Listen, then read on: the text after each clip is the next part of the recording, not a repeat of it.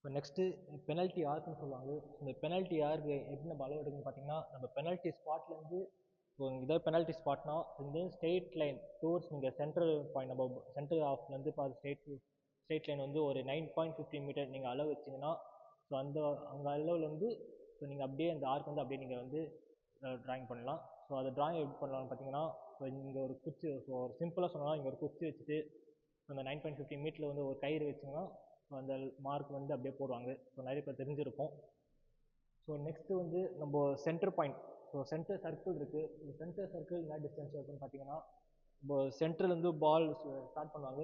So centre ஸ்டார்ட்லேருந்து நம்ம circle வந்து 9.15 metre, அதுவும் சேம் 9.15 மீட்டர் டிஸ்டன்ஸ் இருக்கும் ஃபுல்லாக சர்க்கிள். ஸோ இதுவரைக்கும் நம்ம பார்த்தது வந்து எல்லாமே ஃபீல்டுக்குள்ளே எல்லாமே பார்த்தோம். அதே மாதிரி நம்ம இந்த கார்னரில் வந்து ஸோ இங்கே ஒரு லைன் ஒன்று போட்டிருப்பாங்க. அது எதுக்கு பார்த்தீங்கன்னா, ஸோ இங்கே கார்னர் கிக் அடிக்கும்போது எப்பவுமே என்ன ஃபவுல்ஸ் நம்ம 11th மேட்ச் என்ன ஃபவுல் ஆனாலும் ஒரு 10 yards டிஸ்டன்ஸ் வந்து இருப்பாங்க ஃபுல்லாக. ரெஃப்ரி வந்து 10 yards கவுண்ட் பண்ணி ஸோ பிளேயர்ஸ் வந்து நிற்க வைப்பாங்க, வால் கட்டுவாங்க.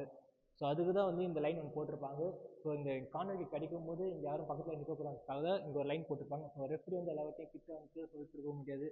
ஸோ இங்கே ஏஆர் வந்து இருந்தாலும் ஸோ இப்போ அந்த சைடில் வந்து ஏஆர் இருக்க மாட்டாங்க. ஸோ இந்த கீழே இருப்பாங்க.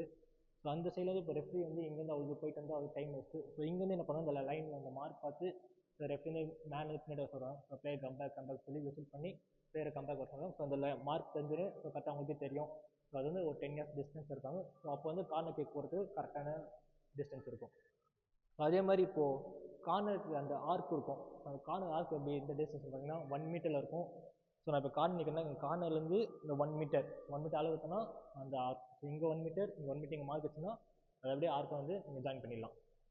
ஸோ எல்லாமே பார்த்தாச்சு. இப்போது இந்த லைன் இருக்கும். ஸோ நம்ம லைன் பார்த்தீங்கன்னா ஒரு திக்னஸில் இருக்கும். ஸோ இந்த மெலிசாக இருக்காது, இந்த திக்கில் இருக்கும். ஸோ நம்ம ஸ்ட்ரெயிட் லைன் வந்து எப்பவுமே இந்த திக்கில் இருக்கும். அது என்ன திக்குன்னு பார்த்தீங்கன்னா 12 சென்டிமீட்டர் இருக்கும். அந்த ஒயிட் லைன் பார்த்தீங்கன்னா, ஸோ இதுதான் இந்த ஒயிட் லைன் தான். இந்த ஒயிட் லைன் வந்து 12 சென்டிமீட்டர் இருக்கும். ஸோ ஒரு எக்ஸாம்பிள் நான் காட்டுறீங்க பாருங்கள். ஸோ இதுவே இப்போ அந்த திக்னா திக்னஸ் வந்து 12 சென்டிமீட்டர் இருக்கும். ஒயிட் லைன் இது 5 இன்ச்சுன்னு சொல்லுவாங்க.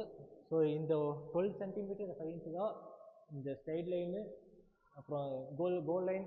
இப்போ நீங்கள் கோல் லைன் எல்லா லைனுமே ஸோ கிரவுண்டு ஃபுல்லாகவே இந்த 12 சென்டிமீட்டர் லைன் வந்து கண்டிப்பாக இருக்கணும். ஸோ நம்ம இப்போ இந்த லா 1 பார்த்தாச்சு. ஸோ நம்ம நெக்ஸ்ட் வீடியோவில் லா 2 பற்றி எக்ஸ்பிளைன் பண்ணுறேன். தேங்க்யூ.